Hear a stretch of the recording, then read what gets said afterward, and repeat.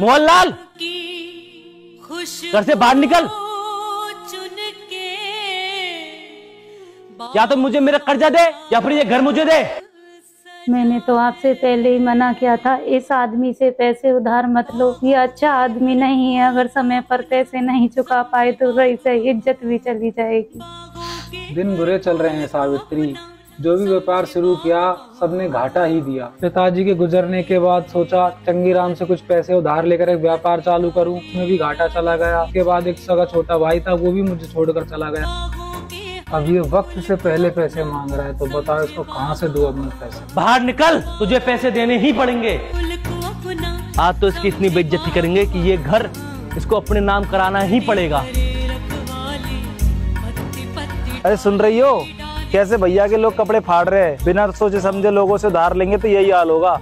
आज मैं बड़ा खुश हूँ। पूरे 1 लाख रुपए लाया था, 10 महीने हो गए, देने का नाम नहीं है।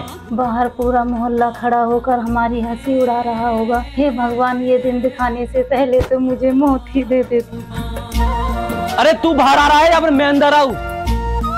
तू देखती जा आज क्या ड्रामा होता है। बड़े ही लाड साहब थे, मुझे थप्पड़ मारा था ना उन्होंने, तो आज उनके साथ में यही होगा। ये लो जी, बाकी सब गहनों में से यही एक अमानत बची थी, इसे चंगीराम को देकर उससे कुछ दिन की मोहलत मांग लो। मौसम री तेरी ते हाय, मौसम री तेरी ते। क्या हुआ, तुम खुश नहीं हो? मूर्ख आदमी, बेइज्जती आपके पूरे खानदान की होगी। नहीं बल्कि हो रही है।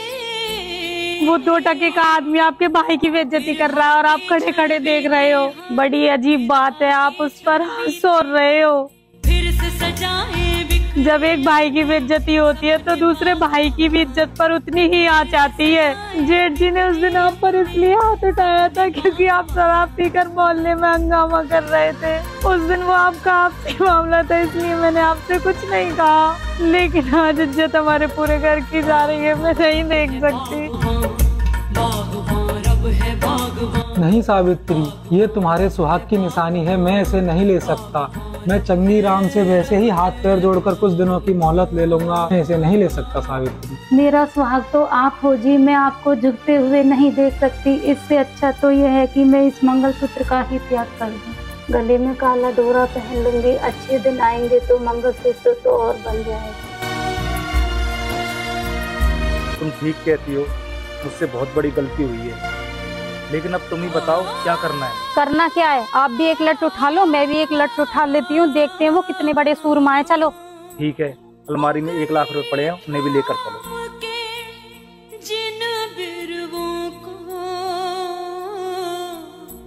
हमने दिखाई राह, आज पूरे पैसे चाहिए, मूल भी और ब्याज भी। उनके मन में तनिक नहीं पर। क्यों बे, इस तरह हमारे घर में क्यों आया तू? मैं तो अपनी वसूली लेने आया था। उधारी वसूल करने का ये कौन सा तरीका है? देखे बागवान पैसे नहीं मिल रहे तो पुलिस लेकर आ, कोर्ट में जा।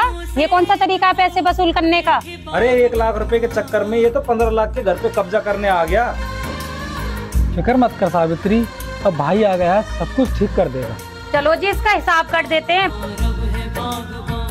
ये तेरे 1 लाख रुपए है और बाकी का ब्याज तुझे समय होने पर ही मिलेगा। पकड़ अपने 1 लाख रुपए और निकल यहाँ से।